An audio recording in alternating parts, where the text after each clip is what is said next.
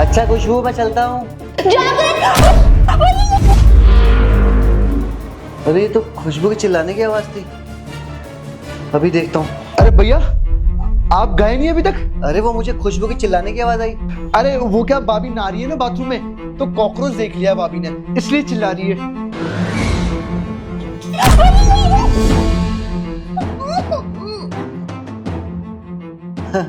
ये भी ना एक छोटे से कॉकरोच से डर जाती है। अच्छा छोड़ो, ये बताओ मम्मी कहाँ है?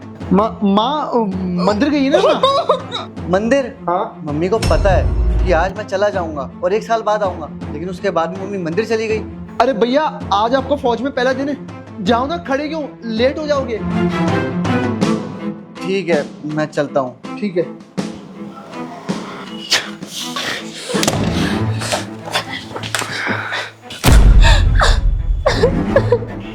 तेरी इतनी हिम्मत कि तू मेरे बेटे को फौज में जाने से रोकेगी?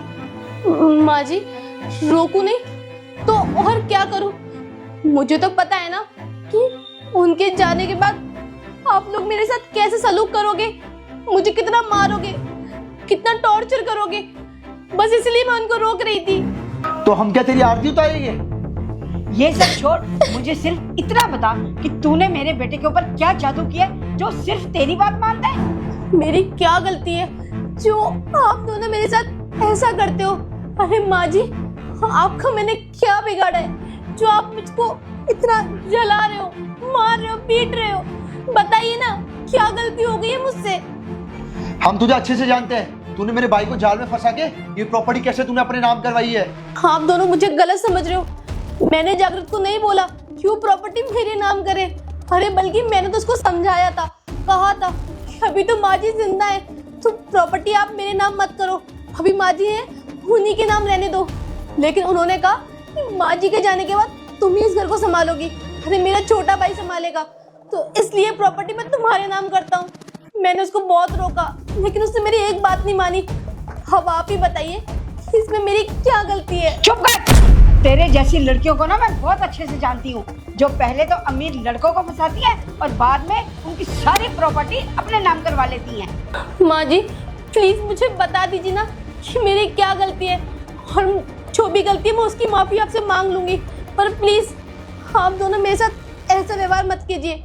अरे कम से कम मेरे लिए नहीं, मेरे बच्चे के लिए तो सोचिए ना, उसको कितनी तकलीफ हो रही होगी। आपने मुझे कितना जला दिया है, मुझे बहुत दर्द हो रहा है, प्लीज मुझे दवाई दे दीजिए ना। मेरी बात ना ध्यान से सुन ले, जब मेरा बेटा फौज से आएगा ना तो तुझे उसको कह के ना ये सारी प्रॉपर्टी हमारे नाम करवानी है। और मेरी बात कान खोल के सुन ले तू, जब तक मेरे भैया नहीं आ जाते ना, इस घर में तू नौकरानी बन के रहेगी, समझी? मैंने पहले भी तुझे बहुत समझाया था ना, तब तो तुम मानी नहीं थी। अब मेरा बेटा फौज में चला गया, अब देखियो हम तुझे कैसे परेशान करते हैं। और हम तुझे ना अब इतना टॉर्चर करेंगे कि तू जिंदगी भर याद रखेगी, और भैया को खुद कहेगी कि छोटे और माँ के नाम पे प्रॉपर्टी कर दो। ठीक है माँ जी, आप दोनों मुझसे जैसा बोलोगे ना मैं वैसा करने के लिए तैयार हूँ। देखा मम्मी, भैया चल गए, अब कैसे हमारी बात मान रही है। जब भैया यहाँ थे जब तो हमारी बात मानती ही नहीं थी। अब बैठे बैठे मेरी शक्ल क्या देख रही है? उठ जा महारानी और घर का सारा काम पड़ा है, काम कर ले। माँ जी आपको पता है ना कि मैं प्रेग्नेंट हूँ, मुझ पे ठीक से खड़ा तक नहीं हुआ जाता, तो मैं घर का काम कैसे करूँगी? मुझे तकलीफ हो रही है, प्लीज मुझसे ये सब करने के लिए मत बोलिए। आप लोग अपना देख लीजिए, लेकिन मैं घर का काम नहीं कर पाऊंगी, प्लीज। देख मेरा दिमाग तो खराब कर मत, चुपचाप उठ जा और घर का सारा काम कर ले। तू प्रेग्नेंट है, इससे मुझे कोई लेना देना नहीं है। देख मेरी माँ से ना ज्यादा जबान में लड़ा, वरना मैं ये भूल जाऊंगा कि तू मेरी भाभी है और मेरा हाथ उठ जाएगा तेरे ऊपर। और मेरी लात। माँ ये सब क्या चल रहा है? अरे बेटा, इससे पहले आप कुछ बोलो ना, आप बस ही करो, मैं आपको सब बताता हूँ। और छोटे तू, 12वीं अभी तुझसे पास नहीं हुई है और प्रॉपर्टी कर रहा है। अरे पहले बड़ा तो हो जा, पढ़ाई लिखाई कर ले, अपने काम पे ध्यान दे ले, बड़ा हो जाएगा मैं खुद तेरे नाम कर दूंगा सारी प्रॉपर्टी। अरे बेटा, तूने प्रॉपर्टी नाम करनी थी तो मेरे या अपने भाई के नाम कर देता, तूने कल की आई हुई औरत के नाम अपनी सारी प्रॉपर्टी कर दी। तुझे पता है रिश्तेदार और आस पड़ोस वाले कैसी कैसी बातें करते हैं, ताने मारते हैं मुझे कि अपने पापा के जाने के बाद सारी प्रॉपर्टी उसने अपनी बीवी के नाम कर दी। माँ और भाई के बारे में कुछ सोचा भी नहीं। माँ, आपको पता है ना, जब पापा अंतिम सांसें ले रहे थे तो उन्होंने प्रॉपर्टी मेरे नाम कर दी थी। अब मेरा तो कोई भरोसा नहीं है क्योंकि मैं फौज में हूँ। मैं कल रहूँ ना रहूँ, मेरे पीछे मेरी बीवी है और छोटा भाई है और आप हो। लेकिन अब सबसे ज़्यादा समझदार तो मेरी बीवी है ना, तो मैंने इसलिए उसके नाम कर दी। और छोटे तुझे तो बिल्कुल भी शर्म नहीं आई होगी ना कि अपनी भाभी से कैसे बात करते हैं। अरे तुझे पता भी है भाभी माँ समान होती है। छोड़, मुझसे ही गलती हो गई जो मैंने तुझे यहाँ बुला लिया। अच्छा रहता तू गाँव में रहता और वहीं सड़ता। बेकार में मैंने यहाँ बुला के टाइम वेस्ट करा।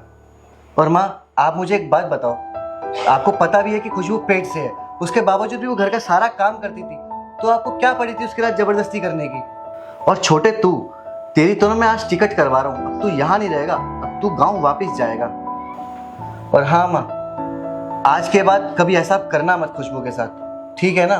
नहीं भैया, नहीं, मुझे माफ कर दो भैया, मुझे गांव मत भेजो, मैं शहर में ही रहूंगा। मैं आज के बाद कभी भाभी को परेशान नहीं करूंगा भैया, कभी भाभी को परेशान नहीं करूंगा। मैं हमेशा भाभी का साथ दूंगा काम में भैया, मत मुझे गांव मत भेजो। मैं गांव से कैसे तो शहर में आया हूँ पढ़ने के लिए भैया, मुझे कुछ करना है भैया। नहीं भैया, मुझे गांव मत भेजो भैया। भाभी बोलो ना भैया को, भाभी नहीं भैया, मुझे गांव मत भेजो भैया। ठीक है छोटे, तू छोटा है इसलिए तेरी नादानी समझ के तुझे माफ कर रहा हूँ। आगे से ऐसी हरकत मत करती हो। और माँ, आपकी उम्र हो गई है, इस वजह से मैं आपको घर से बाहर नहीं निकाल रहा हूँ। थोड़ी शर्म कर लो आप। और हाँ, अब मैं आ गया हूँ ना, तो खुशबू का ध्यान मैं खुद ही रख लूंगा। आओ खुशबू, खड़ी हो जाओ। अब मैं आ गया हूँ ना, अब तुम्हारा ध्यान मैं खुद ही रख लूंगा, ठीक है? चलो।